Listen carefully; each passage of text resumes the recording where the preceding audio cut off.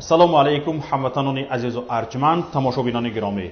در برنامه خبری تحلیلی پیام نیوز شوکتی محمد با شما هستم. اینک توجه کنید به نامگویی موضوعهایی که در برنامه امروز پیشکش شما می‌گردد. سفری کاری قیچی به ولایت سوغد. سازمان ملل متحد مجازات 17 سال حکم زندانی مقصود ابراگیموف در تاجیکستان را برخلاف قانون‌های بین‌المللی عنوان کرده از حکومت‌های روسیه و تاجیکستان خواست تا قانونشکانی‌های خود را اصلاح کنند. نزدیکان محبوسان سیاسی تاجیکستان شکایت کردند که نسبت پیوندانشان یگان طلبات قانونگذاری تاجیکستان درباره جزا، جوابگری انفرادی، شرط و شرایط نگاهداشت در محبس‌ها و آزادی سخن و وجدان رعایت نمی‌شود. وظیفه‌های کلیدی مرکزی سرطان شناسی ولایت سوغد منپولیای یک عائله شده است.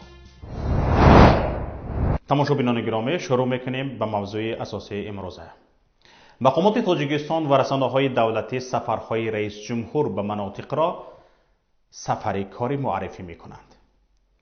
آیا واقعاً این سفرها کاری‌اند و اگر ها، پس آن کار که برای انجامش رئیس جمهور سفر میکند چی کاری بوده است؟ کار یا وظیفه اصلی رئیس جمهور چی خیلی که از نامش برمی آید ریاست به جمهوری است، یعنی اداره کشور. چگونه امام علی رحمان این کار یا وظیفه اصلیش را انجام میدهد؟ ما همگی آگاهیم. 20 سال آخر تاجیکستان در صف فساد زده ترین، قشاق ترین، غیر مردمی ترین و چند همینطور ترین های دیگر قرار دارد و همیشه به سمت پایان حرکت می کند. حالا باشد در صف 10 گانه بدترین ها که 7 آن را قشاق ترین کشورهای افریقا تشکیل می دهند جای گرفته است. وظیفه دیگری رئیس جمهور که به همین سفرهایش ربط مستقیم دارد و با همین سبب است که آن سفر کاری نام گرفته است، رسیدگی به حال مردم کشور می باشد. یعنی ضمن این سفرها رئیس جمهور باید کارش را انجام دهد، از مردم کشورش دیدن نماید که کار نماینده هایش در محل را تفتیش سازد و به مشکلات اجتماعی و اقتصادی مردم رسیدگی کند. تنها در صورت انجام این وظیفه ها می شود گفت که رئیس جمهور مسئولیتش را اجرا کرده است. ماهانه بلندترین در جهانش را قسما هم باشد حلال ساخته است و سفرش واقعا یک سفری کاری بوده. البته در برنامه سفرهای امام علی رحمان به مناطق واخری با گروه از مردم همیشه جای دارد. تماشابینان گرامی، خودتان میدانید که این گروه که با رئیس جمهور در ناحیه ها وامی خورند مردم نیستند و حتی مقامات جرأت نمی کند به این گروه مردم نام برد. آنها این نشست ها را واخوری پیشوای ملت با فعالان فلان ناحیه می نامند. حتی گفته نمی توانند که با مردم. معنی کلمه فعالان هم در فهمش مردم و مقامات فرق میکند. مردم فعال گفته به آنهای میگویند که در کارهای جمعیتی و خدمت به مردم فعالند، اما آنهایی که مقامات در واخوری با رئیس جمهور جمع میآورند تنها در یک کار فعالند: تبلیغ سیاست امام علی رحمان. این موضوع همگان میدانیم شرح بیشتر نمیخواهد. هر تماشابینان گرامی میتواند برای خط آنهایی که هر دفعه در واخوری های رئیس جمهور شرکت میکنند نظر اندازد و حتما در میابد که حقیقت همین است. گروهی که واخوری با آنها کار و وظیفه اساسی رئیس جمهور است، یعنی مردم عادی، هیچگاه امام علی رحمان را حتی از دور ندیده است، به استثنای اکرانی تلویزیون. البته مکانی واخوری امام علی رحمان با فعالان ماها پیشتر هیچ نه، یک هفته قبل پیچانیده شده، با آن تنها همان گروهی مخصوصی از فیلتری کمیته دولتی امنیتی ملی گذشته رخ می‌یابد. امامعلی رحمان وظیفه دیگرش تفتیش کاری نمایندگانش در محل‌ها را هیچگاه انجام نداده است. برعکس امامعلی رحمان تنها به همان جای‌های می‌رود که نمایندگانش در محل انتخاب و آماده می‌کنند. دوام 28 سال فعالیت کاریش امامعلی رحمان باری هم حتی یک قدم از خط سیر کشیده نمایندگانش در محل پا به بیرون ننهاده است. سفرهای رئیس جمهور تاجیکستان همیشه یک رنگ و یک معنا از روی یک سناریویی شاید 20 سال قبل نوشته شده انجام میگیرند. برای مثال میتوان سفری همین روزه او را نگاه کرد. بیایید یک سفری رئیس جمهور سفری آخرینش را دیده میبریم. طبق اطلاع دفتر مطبوعاتیش که از قضا تمام خبرهای آن مثل سفرهای امامعلی رحمان یک رنگ و یک معنی‌اند، در دهات خسته‌ورز ناحیه باباجان غفوروف رئیس جمهور به فعالیت مرکز تشخیصی و طبابتی وحدت آغاز رسمی بخشید. البته با کمک قایچی سحرناک. این مرکز از جانب صاحبکار محلی محیدین صمدوف بنیاد گردیده است.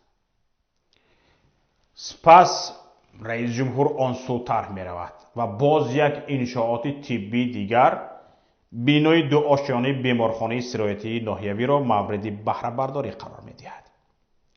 بینایی که ساکنان هنوز سالم خسته‌ورز برای طبابت در آن پیش پرداخت کردند.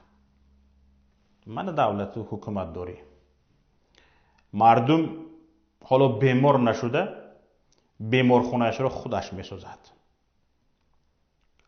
و حکومت آمده لنته آن را می برد. بعد بریدن لنته این بیمارخانه چند قدم دیگر اون طرفتر میگذارد و به لنته میدان پرچم دولتی تاجیکستان قیچی میزند. پرچمی که برای ساختن آن صاحبکاران خسته‌ورزی گویا اختیاراً مبلغ جمع آوری کردند. همین صاحبکار باشد و همین صاحبکار بیچاره باشد و از تجارتش پول جدا کرده تواند و به یک پرچم مبلغ گذاری کند اگر او را مجبور نکنند. به عقل کی راست می آید؟ رئیس جمهور از بیمارخانه به مجمع خدمت رسانی نوبنیاد گلستان که از جانب صاحبکاری محلی عبدالسمیر رحمانوف بنیاد شده است رفته تحت کفکوبی 20 کارگران آن که نو صاحب جای کاری شدند لنته‌اش را برید.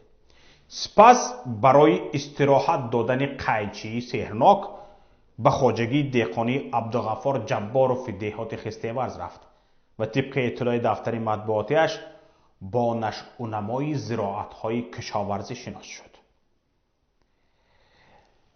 اطلاع داده شد که خواجگی دهقانی عبدالغفار جباروف در میدانی 10 گکتر زمین کارمی آبی تأسیس یافته در 2 گکتری آن باغ بنیاد کرده شده است. امسال در 3 گکتر زمین این خواجگی پخته 4 گکتر پامیدار و در باقی مانده زمین ها خوراک چارواک شده است. بعد شناس شدن به نشأونمای زراعت ها امامعلی رحمان به مؤسسه دولتی باغ ملی وحدت تشریف آورده از نمایشگاه زردالو و عسل دیدن نمود. زردالو و عسل. این گونه نمایشگاه ها از دوست داشته ترین بخش های سفری رئیس جمهور تاجیکستان است. بیشتر عکس های اونیس از همین نمایشگاه ها رسانه‌ای می شوند. گاه کنار پیرمیده کدو و تربوز، گاه کنار نوشتجات خوش آمدید پیشوای ملت که برای نوشتن آنها عادتاً از میوه و سبزوات استفاده می شود. رئیس جمهور سلفی می کند در این نمایشگاه طبق اطلاع همان منبع تأکید شد که در شهر و ناحیه های ولایت سوغد با دستور و هدایت های امام علی رحمان طی سالهای آخر هزارها گکتر باغات زردآلو و دیگر میوه‌جات بنیاد یافته، مساحت کلان و باغ تاکزار کهنه دوباره برقرار گردید. به همین یک روزی سفر کاری امام علی رحمان به اتمام رسید. برای کارش را انجام دادن رئیس جمهور از شام دیروز رفت و آمد در اطراف فرودگاه منع شده، تمام راه‌ها از فرودگاه تا خستیورز بسته بود. ساکنان بزرگترین دهه کشور نیز امروز در خانه‌هایشان حبس بودند و حقی حتی رفتن به زمین‌هایشان برای کشاورزی را نداشتند. تماشابینان گرامی، شما می توانید دلخواه سفر رئیس جمهوری تاجیکستان به دلخواه منطقه کشور در 10 سال آخر را انتخاب کنید و با سفر امروزش مقایسه کنید. کمترین فرقیت نخواهید یافت. نقشه سفری کاری او که سالها پیش نوشته شده است ظاهراً برای تمام عمرش است. در همین حال دایره کاری امام علی رحمان دوام 28 سال حکمرانیش تدریجاً تنگتر شده، بالاخره به دایره خردی دسته یک قیچی برابر شده است. همه کاری که امام علی رحمان در سفرهایش انجام می‌دهد در همان دایره دسته قیچی جای می‌گیرد. کل کاری رئیس جمهوری تاجیکستان شده بریدنی لنته انشاءات.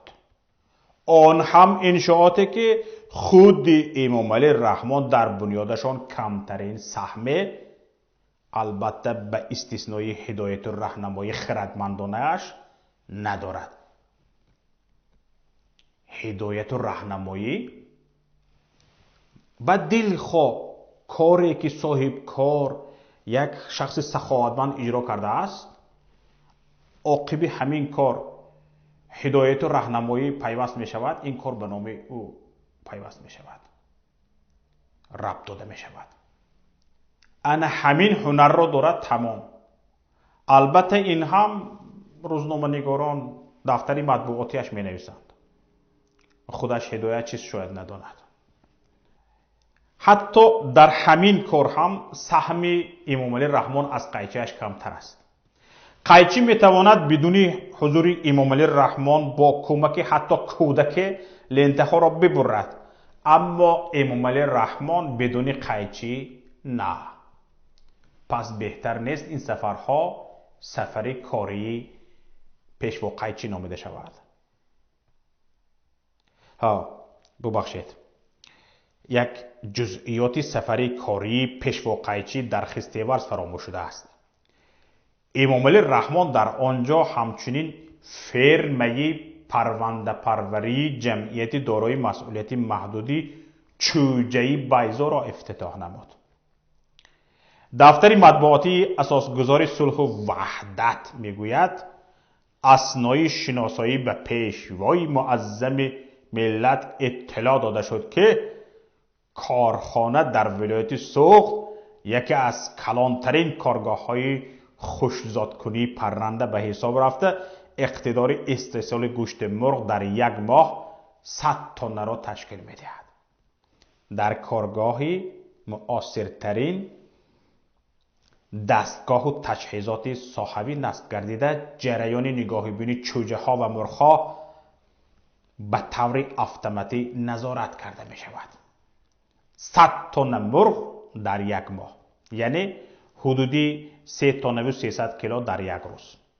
برای استحصال اینقدر گوشت حداقل 1000 مرغ خشکزاد باید ضبط شود. 1000 مرغ در یک روز. میدونید چرا این را حساب کردم؟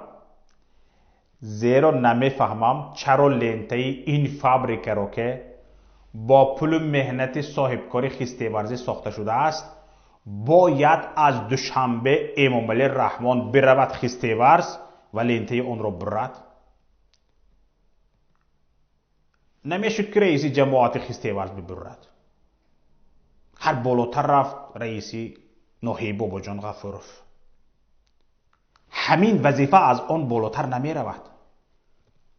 اگر یک انسان اینقدر بیهنر نباشد، اینقدر بیکار خوجه نباشد، از همین دوشنبه برای لنتبری آغلخانه می بیاید.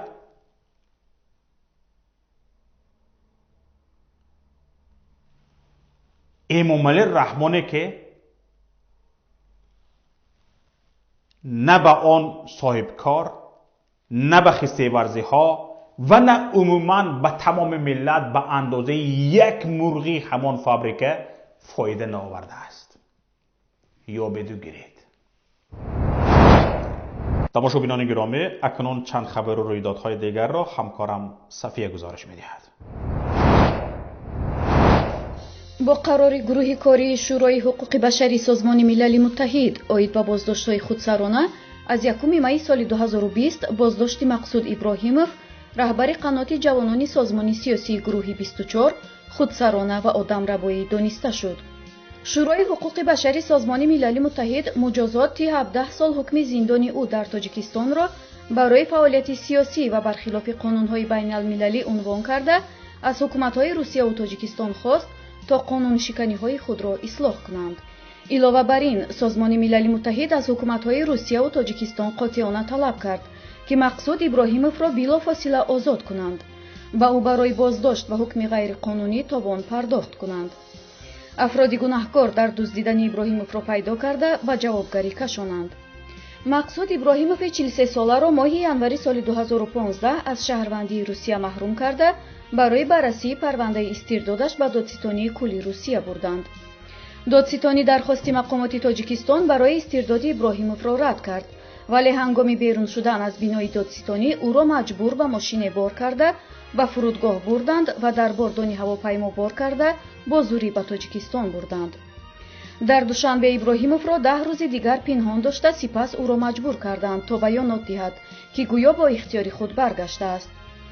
گروه کاری سازمان ملل متحد اوید به بازداشت‌های خودسرانه یادآور شده است که این الکی چهارمین قضیه همسانی مربوط به مجازات مخالفان حکومت تاجیکستان برای فعالیت‌های سیاسیشان میباشد که پرونده‌هایشان به دست این نهاد سازمان ملل رسیده است.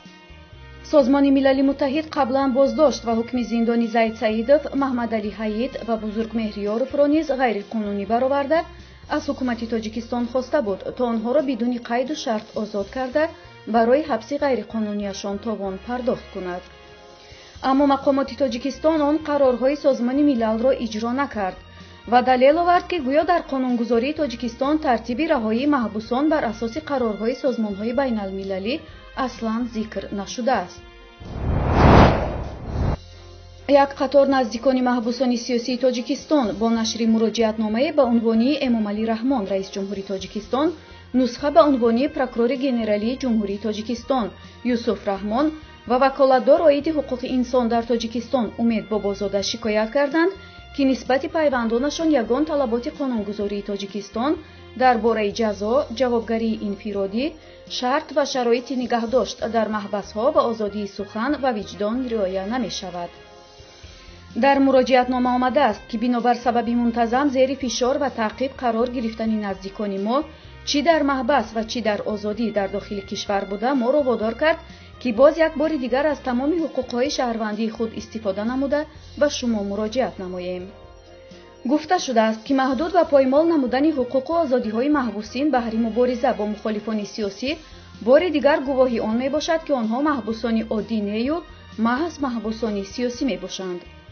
ضمناً مؤلفان مراجعتنامه اظهار نگرانی کردند که در تلویزیون‌های دولتی و شبکه‌های اجتماعی منتظم مطلب و نوار و فیلم‌های پهن می‌شوند که در آنها نزدیکانشان را به طریق مجبوری به نوار می‌گیرند. در حالی که نمایندگان مقامات قدرتی خوب می‌دانند که مطابق طلبات ماده 134 کودکس جنایی مجبورکنی این عمل جنایت حساب می‌شود. مؤلفان با مراجعت به رئیس جمهور، پروکورور گنرالی و امبودسمن تاجیکستان گفتند با دسترسی طلبات‌های ماده 141، 143 و 144 کودکس جنایی جمهوری تاجیکستان از شما همچون کفیل حقوق و آزادی‌های شهروند، سردار مقاماتی که نظارت از بالای اجرای یک خیلی قانون‌ها را در تمام تاجیکستان بر ذمه گرفته است، ва ваколатдор оид ба ҳуқуқи инсон дархост ва талаб дорем ки муроҷиати моро ҷиддӣ ба назар гирифта, нисбати ҳолатҳои дар поён овардашуда тафтишот оғоз карда, онро новобаста аз манфиатҳои сиёсӣ, қавмӣ ва ё шахсӣ беғараз тафтиш карда, гунаҳкорон ба ҷавобгарӣ кашида шавад. дар охир муаллифон дархост намуданд ки ин муроҷиаташон дар асоси талаботҳои қонунии муроҷиати электронӣ ба ҳисоб рафта, тибқи қонун ба он бояд ҷавоб нависта шавад. раҷаббой аҳмадзода, раиси вилояти Суғд, ки бо пофишорӣ ва кӯшишҳои зиёдаш ҷашни наврӯзи имсола баргузор гардид, танҳо аз ҳисоби хореографи ин ҷашн $500 000 даромад гирифтааст. як манбаъ аз ҳукумати вилояти Суғд ба шарти ифшо нашудани номаш ба паём гуфт ки ҳангоми омодагӣ ба ҷашни наврӯз дар пайдо кардани мутахассисӣ ба саҳнагузории ин ҷашн мушкилӣ пеш меояд.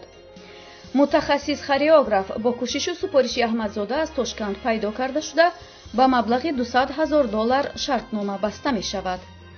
аммо ин қимат танҳо дар шартномаи байни ширкати миёнарав ва ҷониби иҷрокунанда дарҷ мегардад.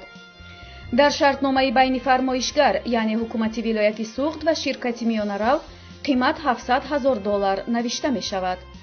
бо ҳамин роҳ раҷаббой аҳмадзода дар як амалиёти кӯтоҳу муваффақ соҳиби $500 000 даромад мешавад. аниқтараш ин маблағро медуздад. ин танҳо як бахши кӯчаки даромади аҳмадзода аст. ӯ ба баҳонаи ин ҷашн на танҳо буҷаи давлатро ба миллионҳо доллар ғорат кардааст, балки миллионҳои дигар аз соҳибкорони ширкатҳои вилоят барои баргузории ҷашни наврӯз маблағ ҷамъоварӣ кардааст. қаблан паём дар бораи чӣ гуна ва бо ибтикору кӯшиши киҳо баргузор гардидани ин ҷашн, ки сабаби асосии паҳншавии вируси короно дар кишвар буд, хабар дода буд. аҳмадзода бисёр кӯшид ҷашни ваҳдат дар ноҳияи Мастчоҳи Нав низ баргузор гардад, аммо зери фишори мухолифин, ҷомеаи шаҳрвандӣ ва расонаҳои мустақил ҳукумат аз баргузории ин ҷашн даст кашид. тибқи иттилои манобеи паём, раҷаббой аҳмадзода ва раиси ноҳияи Мастчоҳ бо баҳонаи ин ҷашн миллионҳо доллар ҷамъоварӣ карданд. манобеъ мегӯянд, аз дуздии ин маблағҳо ниҳодҳои тафтишотӣ аз ҷумла додситонӣ ба ивази ришваҳои бузург чашм пӯшиданд. дар маркази саратоншиносии вилояти Суғд дар вазифаҳои калидӣ асосан аз як хона кор мекарданд.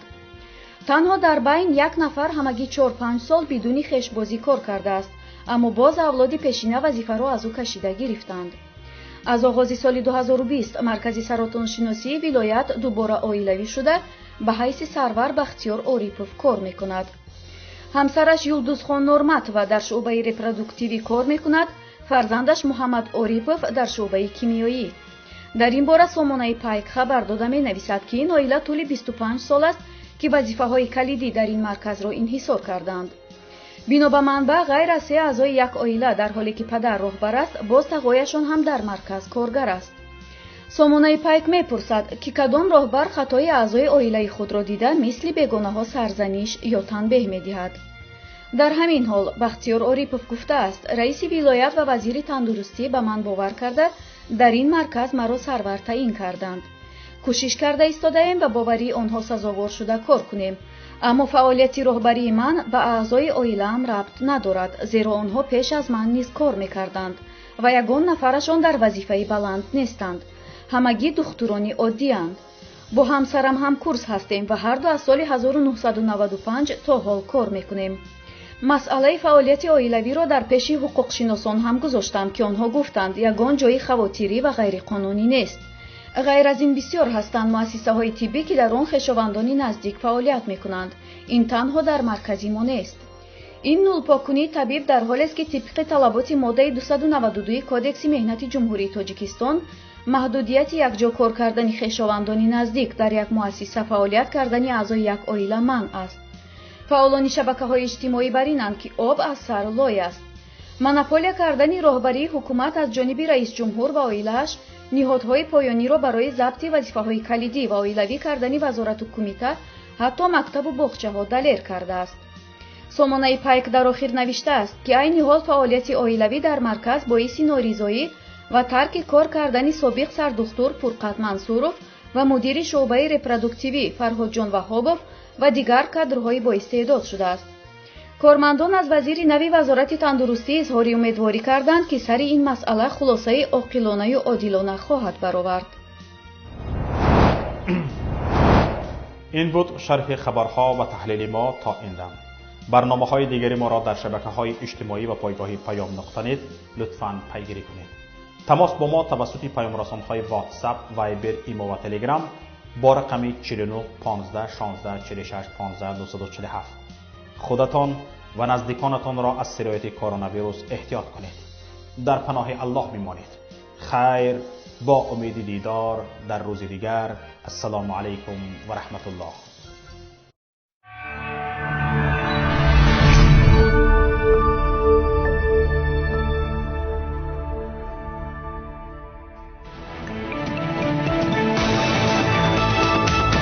رادیوی پیام، در فضای سیاست صدای جدید. رادیوی پیام، علم، فرهنگ، نوید. رادیوی پیام، مشورت، بحث، گفت و شنید. در تمام دنیا روی رسانه اینترنتی رادیو پیام نقطه نت.